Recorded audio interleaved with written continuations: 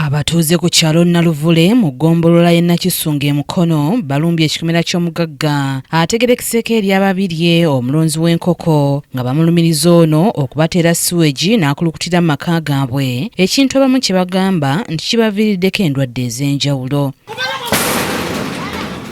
Kati n'abaana twabagobawo wano tebakyajja olw'ensonga ya bino. Kale ffe tubeerawo kwegumya naye nga tuli balwadde lwa bino. Tugezezaako kutuukirira omukazi wa faamu okulaba nga asalya solution Kazambi ono gwasitusindikira gwatula siweegi ku kyalo asumbula ekyalo.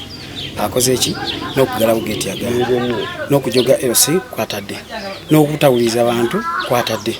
Kaka tusaba gavumenti etuyambe. Sizza bubi nnyo oguyolaba nga bw'ogiraba bweti tosobola kulya kamere konna. Nze ne baganda be kani muganda yalwazizza omwana. Ddala ffe tukolyambiddwa tutya.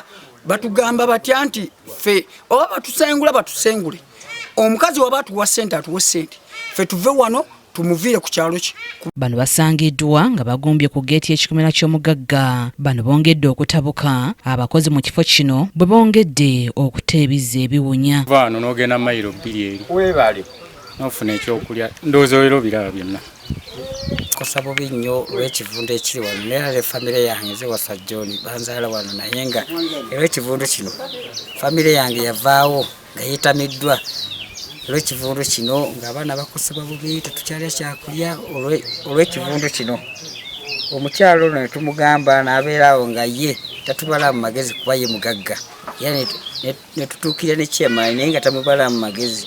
Ng'envunyu ziri abaana bazanyiramu naye nga omukyala yajja yennyini n'akwatako ne ku kitiyo ng'agamba kino kigimusa twala ekigimusa kiikyo kati ennaku zo zonna tulumba ku geeti bamukubira essimu takwata.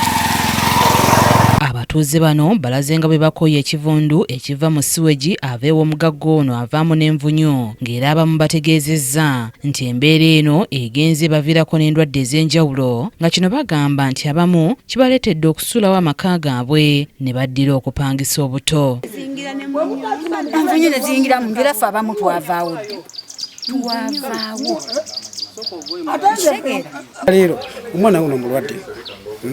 abaana balwadde Nzijanjabye omwana ono ssente lino ekkuba libadde abaana bonna buli ayita wano mulwadde. omwana ono abadde munene.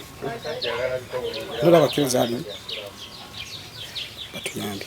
Ukibanga si kye. Abakulembeze ku kyalo kino balaze nga bwe baatuukirira omukyala abatuuze gwe beemulugunyako kyokka nti nga tabawa budde wadde okukwata amasimu gaabwe ge bamukubira.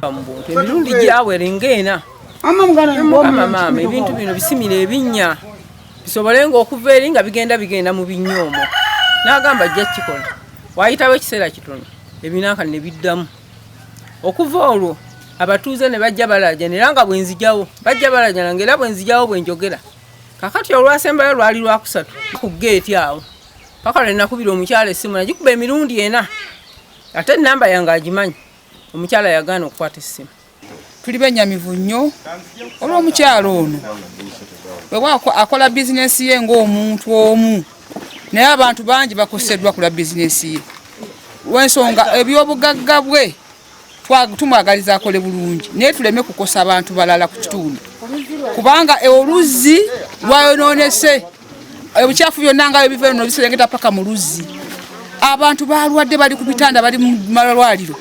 Alipoota y'omusawo w'eggombolola naye yeyongedde okukakasa nga batuuze bwe basula obubi olwa siweegi ono ava mu biyumba by'enkoko z'omu kyalo ono ng'era ono agumizza batuuze nti ensonga eno agenda kugyongerayo waggulu. Mu nkoko agenda buliwo waggulu ate engeri gyali ku lusozi kati enkuba bw'etonnya neyeera disposals zonna ne zireeta wansi mu bantu. Kaweefube w'okwogerezeganya n'omukyala abatuuze gwe balumiriza ku bya siweegi agudde butaka olw'essimu ye obutayitamu.